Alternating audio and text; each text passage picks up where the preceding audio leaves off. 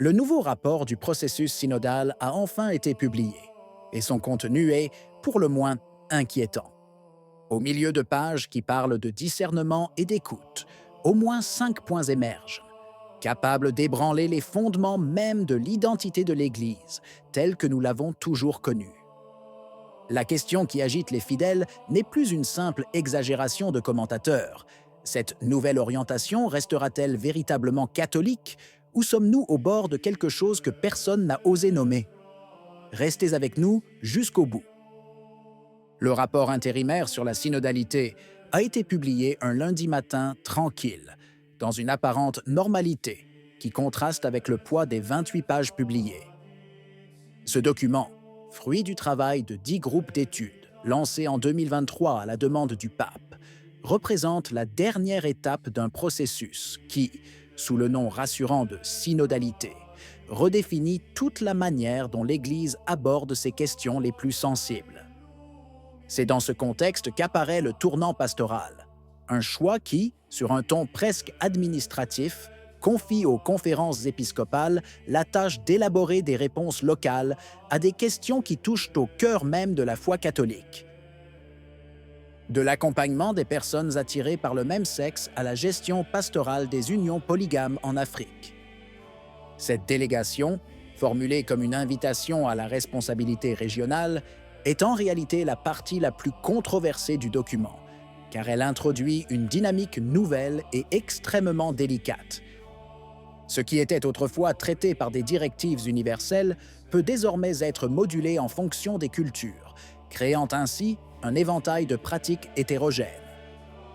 C'est ici que de nombreux observateurs reconnaissent le tournant décisif, la ligne au-delà de laquelle l'unité dans la pratique risque de devenir un souvenir, tandis que chaque épiscopat pourrait agir de manière dispersée sous couvert de discernement pastoral.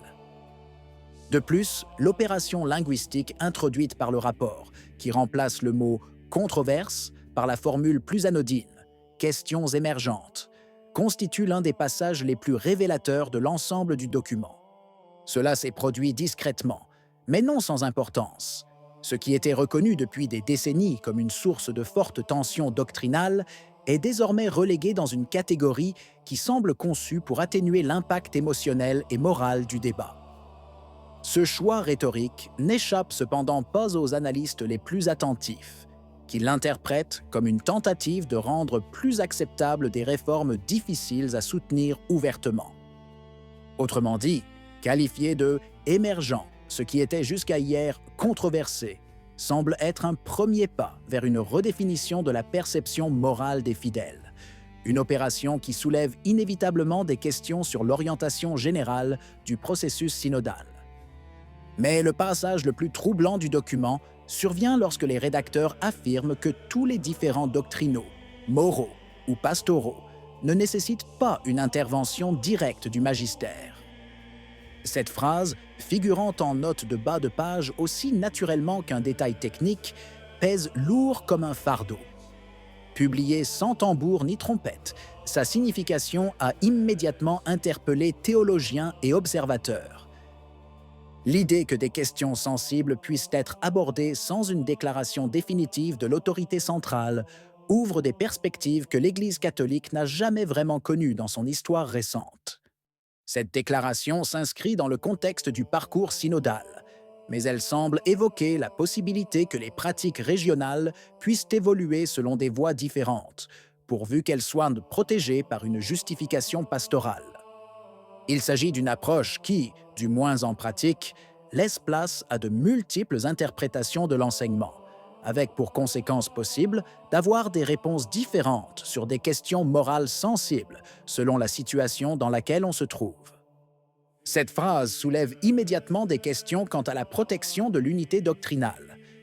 L'Église peut-elle réellement accepter un enseignement théoriquement identique, mais appliqué de manière non seulement différente, mais potentiellement contradictoire? Le choix d'affirmer que l'intervention du magistère n'est pas toujours nécessaire semble suggérer une nouvelle philosophie ecclésiale, dans laquelle l'autorité centrale observe à distance, tandis que les périphéries prennent des décisions opérationnelles susceptibles d'avoir un impact profond sur la vie des fidèles. Dans ce document, la question du diaconat féminin réapparaît avec la ponctualité d'un sujet qui, malgré des décennies d'études, continue de ressurgir comme une rivière karstique. Le rapport rappelle que le groupe d'études chargé ne présentera pas ses propres conclusions, mais transmettra l'ensemble des éléments au département doctrinal, qui devra soumettre ses évaluations avant le 31 décembre. C'est une date butoir précise, insérée sans insistance, mais avec un timing qui ne passe pas inaperçu. D'autant plus qu'elle précède de quelques jours seulement le consistoire extraordinaire convoqué début janvier. Le texte souligne que la question a été réactivée à l'instigation directe du pape, relançant une analyse déjà abordée par le passé. Il est réaffirmé que l'étude porte sur l'histoire des diaconesses dans les premières communautés chrétiennes et sur la possibilité, qui reste à préciser, de leur éventuelle réintroduction dans l'Église catholique contemporaine. Aucune décision, aucune indication théologique définitive, seulement la remise des documents au dicaster compétent. Mais c'est précisément cette suspension, ce report à une évaluation ultérieure, qui rend la question encore plus sensible. L'impression générale est que la question n'a pas été mise de côté, mais rapprochée du point de décision le plus délicat. De nombreux commentateurs interprètent le silence du rapport comme un signe de prudence apparente, derrière lequel se prépare une transition susceptible de redéfinir la structure sacramentelle du ministère. D'autres font remarquer que la convocation du consistoire extraordinaire, immédiatement après la remise du dossier, ne peut être une coïncidence. À l'heure où le processus synodal insiste sur l'écoute et la participation, l'hypothèse selon laquelle l'Église serait confrontée à l'un des changements les plus importants de ces dernières décennies demeure impossible à ignorer. Le document le révèle clairement. Ce que nous avons sous les yeux n'est pas simplement une mise à jour pastorale, mais la manifestation accomplie d'une nouvelle orientation ecclésiale.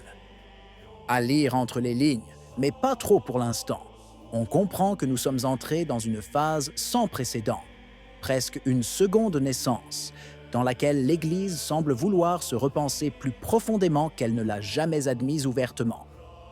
Au cœur du rapport se dessine l'expression la plus discutée de tout le parcours synodal, le soi-disant changement de paradigme. Cette déclaration n'apparaît pas comme une provocation, mais comme un fait établi, presque comme le résultat naturel des dernières décennies post-conciliaires. Le document indique que ce changement de perspective ne concerne pas seulement l'approche pastorale, mais touche également les dimensions théologiques, anthropologiques et culturelles, les entremêlant dans une seule ligne évolutive. C'est là que la tension devient manifeste. Parler d'un changement aussi radical dans notre interprétation des questions éthiques revient à reconnaître que ce qui paraissait stable est désormais perçu à travers des prismes nouveaux et plus fluides, plus étroitement liés aux dynamiques sociales contemporaines. En d'autres termes, le rapport dans son ensemble donne clairement l'impression d'un tournant. Cependant, la question qui persiste dans le monde catholique demeure ouverte et lourde de conséquences. Cette nouvelle phase, si différente dans ses intentions et ses instruments, sera-t-elle encore reconnaissable comme catholique? Ou assistons-nous à la naissance de quelque chose d'autre dont nous ignorons encore le visage? Qu'en pensez-vous? Si la vidéo vous a plu, laissez un commentaire. Amen. Que Dieu vous bénisse.